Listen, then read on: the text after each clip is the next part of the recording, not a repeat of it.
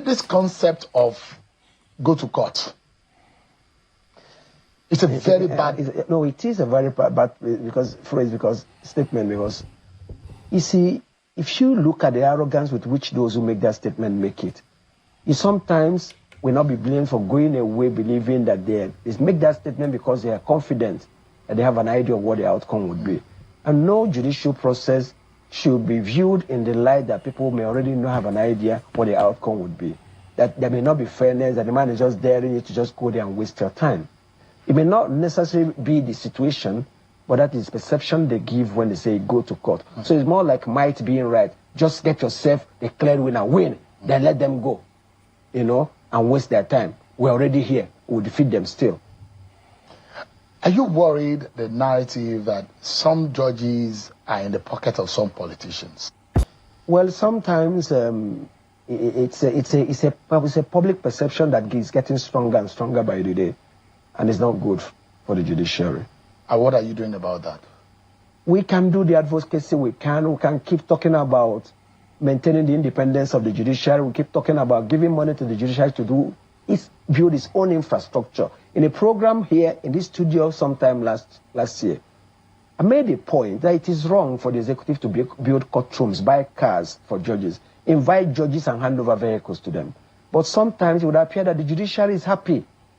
The judges are happy to be paraded by politicians receiving cars, are paraded to lay foundation stone or I built for my judges, as if the person is doing them a favor, as if the governor or minister or whoever is spending his own personal money. And it demeans the judges, it demeans the judiciary. It gives the impression of an incestuous relationship between the bench. So it's a moral problem. It's a moral problem because, well, how do you give confidence to the person who's coming against such a governor or such a person in government that he would get justice?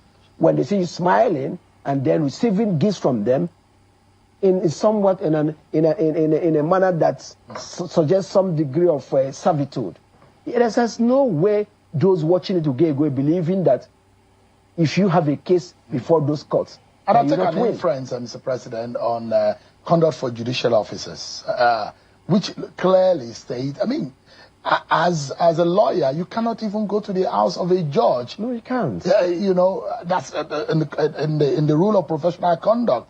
And it also states what the relationship between a lawyer and a judge should be. In that sense, one will wonder, maybe the heads of the court could they have rejected some of these cars, some of these houses? Could that have been the right attitude to it? I mean, accepting it. I think so. Our position at the bar is that if the courts need houses, it should be put in their budget, and the courts should be allowed to handle it. The process, the way these houses are built, the way the announcements are made, the way the judges are gathered, heads of court, and then make the public display of the house being handed over to them is demeaning. And it robs them of the perception of being independent. It gives the impression that they're in the pocket of such politicians. Is our judiciary independent? That remains to be seen. Statutorily, yes. Constitutionally, yes. But in reality, the perception is that the judiciary is not fully independent. Because some governors control how the courts, the judges, control the effect, erode the independence of the judges, they say, by refusing to release budgeted sums to them. And so sometimes a chief judge is reduced to go into the government house to beg for a release of a statutory allocation to them. So to that extent, it is not independent. That cannot be independent. But if there's financial autonomy where they have to function and where a governor can not refuse to release money to them because they gave adverse judgments against the government, then they will be independent. But to the extent that the governors control the purse strings and determine whether they get new cars, determine whether their buildings get refurbished or rebuilt or built at all, or what kind of infrastructure the courts get to function with, then to that extent they can't be said to be independent. Is it not even a natural course when you build a house for a judge? Do you expect to get a judgment that's not in your favor from that courtroom? And therefore, there are those who say maybe the NBA should have come harder to the judiciary to say, collecting these houses, collecting these cars is tantamount to putting lawyers on the other side. If government is against any private citizen in any matter, and the government is provided houses for judges, do you expect that that same court to give judgment again? Well, I believe I've answered. It's about perception. It may not be real, but it also takes a moral authority from you. For example, for every month a governor supplies you diesel in a manner that is suggestive of a gift, then the next day the transformer of the court gets blown, you call the governor, you beg him, supplies it. Somehow, somewhat, some people will feel morally obligated not to offend that person, especially their judicial officers. And so their independence and their ability to render even-handed justice will be hampered. And people, so the ordinary persons coming before the courts are already disadvantaged and may not get judgment or may go away believing that they cannot get justice from those courts. In a case, I'm referring to attitude and conduct of some lawyers in the courtroom, a case where you find out that a lawyer called out a judge saying, you are so judge, inferring that that judge is in the pocket of a politician.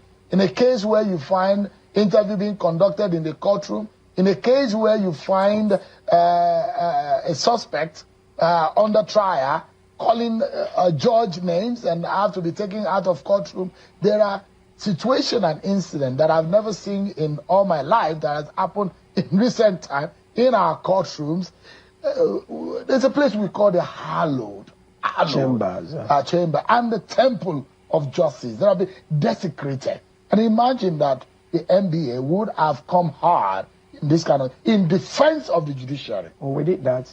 We had to issue a statement a while ago when a certain individual turned the courtroom into a place for makeup and conducting interview, and the bar condemned that, and also spoke in defense of the senior advocate who challenged that because such things should not take place in a court. Interviews by journalists should take place outside of the court present, outside, not within the courtroom. The courtroom should be respected. And it does not matter whether the judge is there or not. Like I said, it's a hallowed chambers. It's a place of justice and should not be reduced to theatrics. And we maintain that position. And then when the language is used by a person in the manner that you have described, it amounts to contempt of court. And the judge would take the proper actions.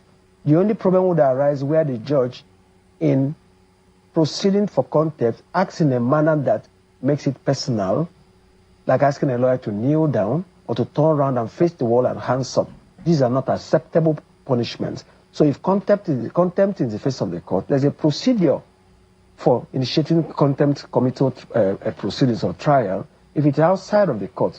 So the court is not without power to protect itself, and it is for the judge to utilize that. And you know what people say, nemo judes in sua. The concept that when the judge meets out a punishment to someone, in which case the judge, so it depends. Yes, that's why I said there's a procedure. If it happens before you that you may have to be a witness, you may, but you can't try summarily. So it depends on the circumstance, and you have to follow the procedure. Once you follow the right procedure and come to a finding that the person is deserving of punishment for being in contempt of court, why not?